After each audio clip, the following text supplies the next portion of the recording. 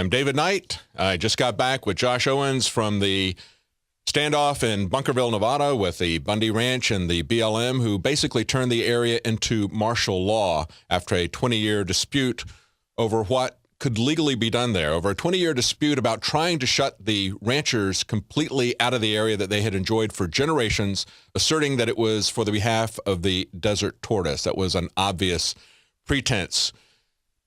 At the same time, they're mounting a multi-million-dollar operation, a militarized operation against this family.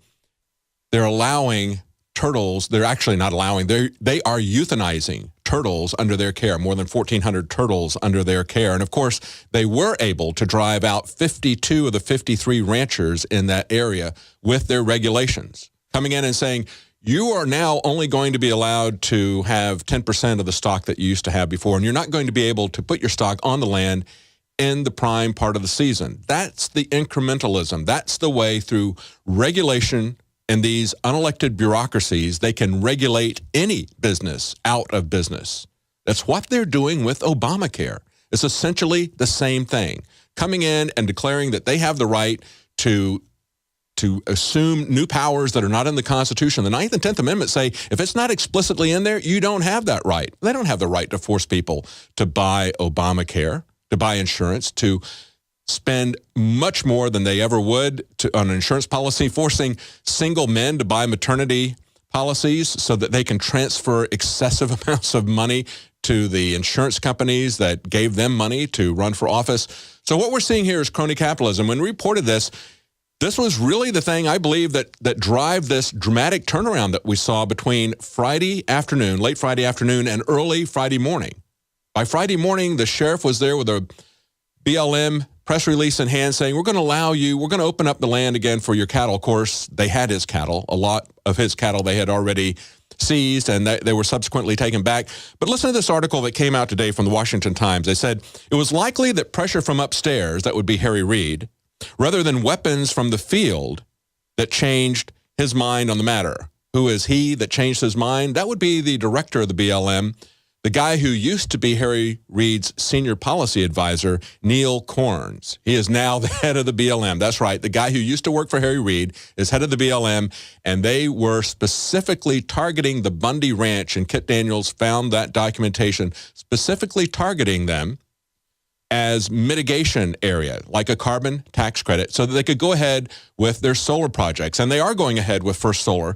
The Chinese project was presumably shelved back in June, but Harry Reid has resuscitated that project before in the past. It's not to say that it is completely dead. I've got on the phone right now Dr. Jerome Corsi, and at WND, he wrote an article about where the Chinese are going with this. They're not just in that one area with Harry Reid. This is massive. This is across the country.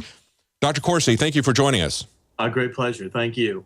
Now, in April, in your article, you say that Bloomberg reported that a Chinese billionaire, who was the founder of ENN, the energy group that wanted to put this solar project there, had teamed up with Harry Reid to get incentives, including land that was 113 miles south of Las Vegas, and they sought to buy $4.5 million, less than 1/8 of the land's $38 million assessed value. So they're getting it for 1/8 of the price.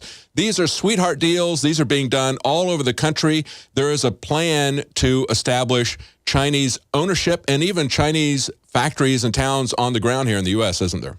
Well, yes, I mean, I've been writing about this now for several years. I mean, especially under the Obama administration, it's really picked up. The Chinese, working largely with Harry Reid, have had these plans to put massive solar facilities, actually to buy energy, period, in the United States. I mean, under the George W. Bush administration, you've got to remember that the Chinese were prohibited from buying interests in ports because it was viewed to be not in our national security interest to allow major energy or transportation facilities to be owned by the Chinese. Well, the Obama administration's reversed that. Of course, we've continued to borrow $1 trillion from the Chinese, and the interest on that alone is mounting daily.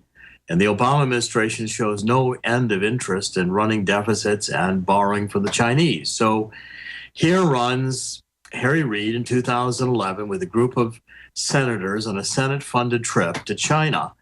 And Harry Reid comes back with this partnership with ENN Energy, ENN Group, which is one of the largest energy companies in China, 100% owned by the Chinese. Yeah, Chinese government, yeah. Chinese government, and partnering with the ENN to shut down coal plants in Nevada and to bring ENN into running 8,000 or 9,000 acres of solar farms. Because you got to remember, one of the problems with solar energy is it takes huge amounts of land.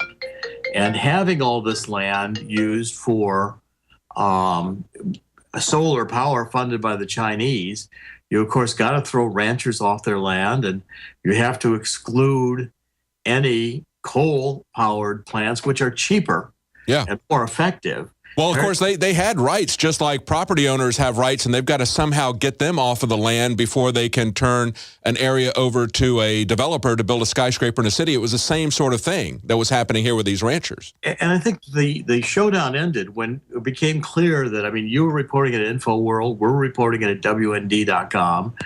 The Harry Reid connection here is Harry Reid is about as corrupt as they come. Yes. He's put his son in as lawyer for ENN Group.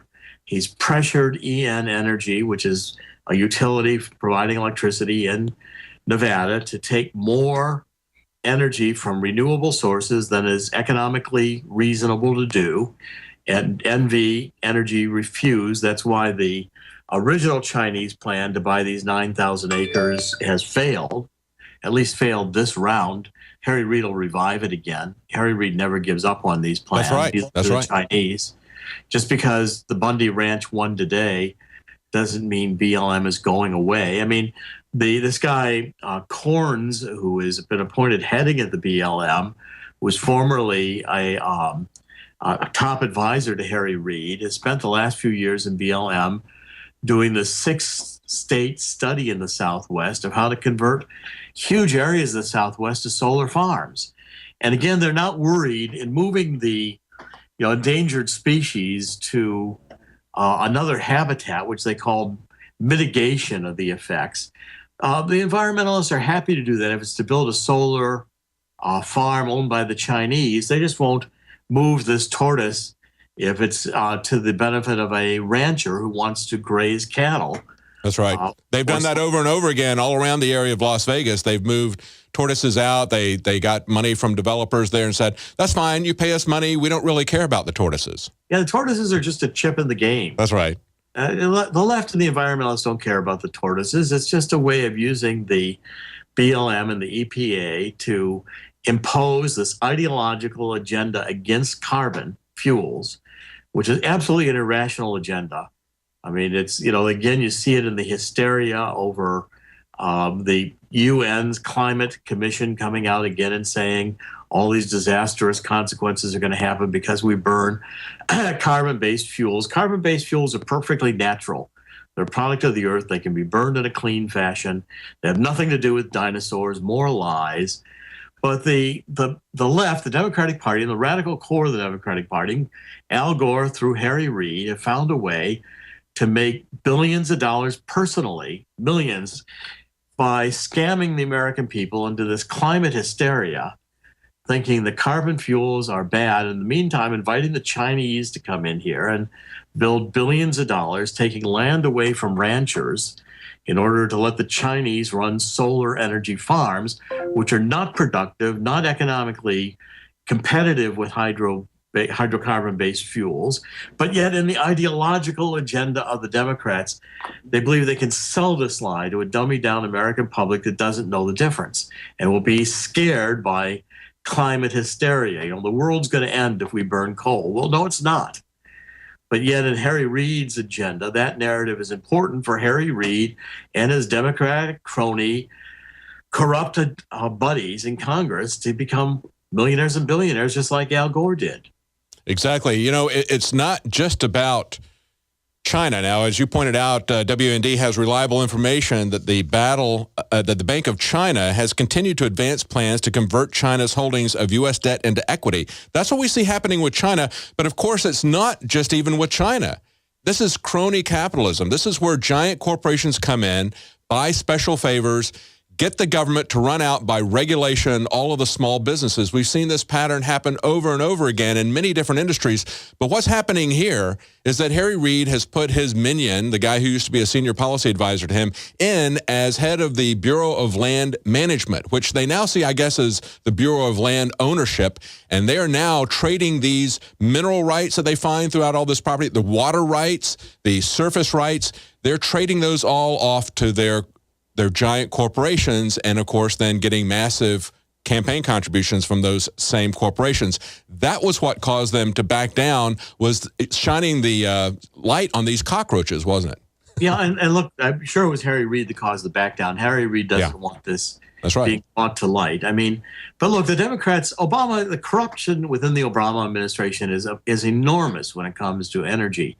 Again, remember, it was all these cylinders, these, right, $500 million that were funded by Obama in the stimulus bill, all went to bundlers, Obama supporters and funders. Money slipped under the table, campaign contributions to Democrats. And what happened is that all these solar panel Democrat-funded firms went bankrupt because the Chinese undercut them in producing solar panels on the world market.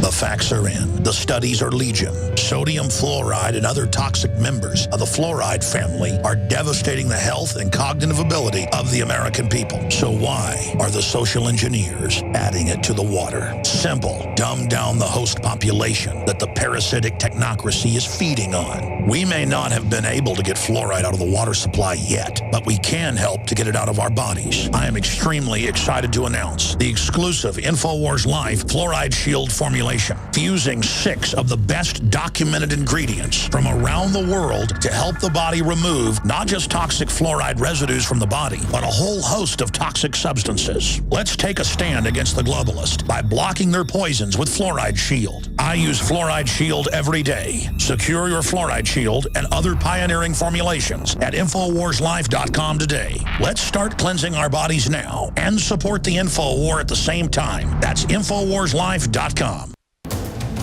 You are watching the InfoWars Nightly News, which airs 7 p.m. Central at InfoWarsNews.com. Members can share their passcodes with up to 11 other people, and your support is helping us defend liberty worldwide.